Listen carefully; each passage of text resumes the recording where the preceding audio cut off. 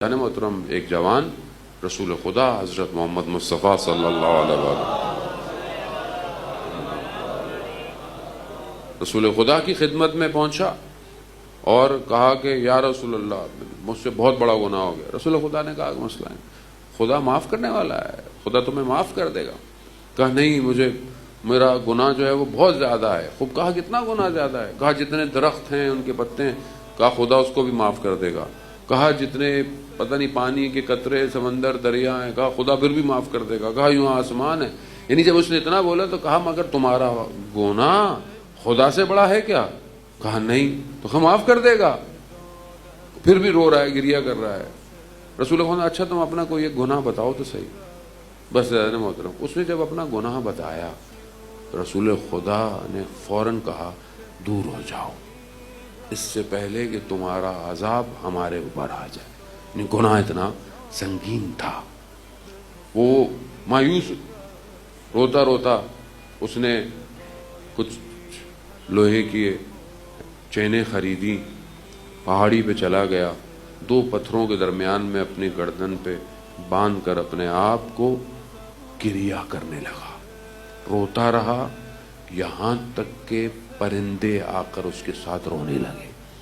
اتنا اس نے گریا کیا کہ خدا میں تیرے حبیب کے پاس گیا تھا مگر اس نے بھی مجھے نکال دیا، میں کہاں جاؤں جب تک تو مجھے معاف نہیں کرے گا۔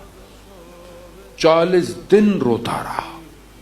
40 دن جب گزرے تو اس نے کہا پروردگار اگر تو نے مجھے معاف کیا ہے تو اپنے حبیب پر وحی نازل کر، ورنہ یہیں مجھے عذاب بھیج تاکہ میں دنیا میں اس عذاب کو دوں۔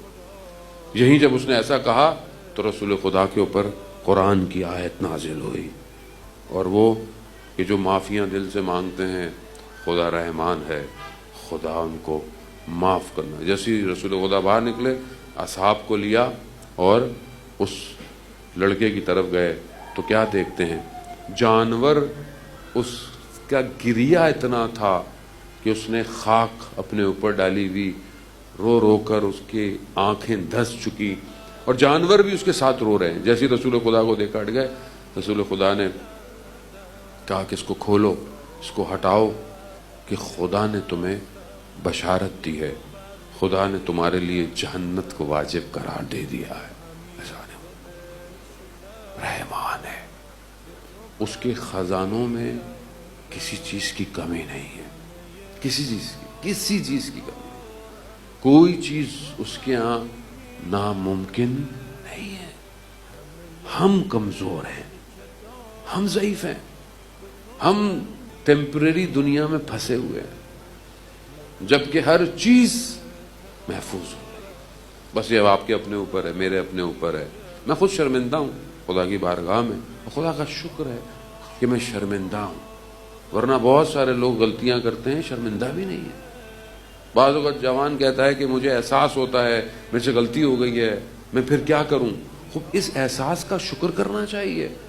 اس کا مطلب ہے کہ خدا نے ابھی آپ کو پتھر دل نہیں بنایا، ابھی اتنا ہے کہ آپ کو احساس ہو رہا ہے، ورنہ گناہ قرآن بھی کہتا ہے کہ اتنے دھبے ہو جاتے ہیں کہ قلب سیاہ ہو جاتا ہے، اور جب یہ سیاہ ہو جائے تو پھر اس میں گنجائش نہیں ہے۔ خدا کا شکر کہ انسان کو یہ احساس ہو کہ اس نے گناہ کیا ہے، اس نے غلطی کی ہے، بس یہی احساس اسے بچا سکتا ہے۔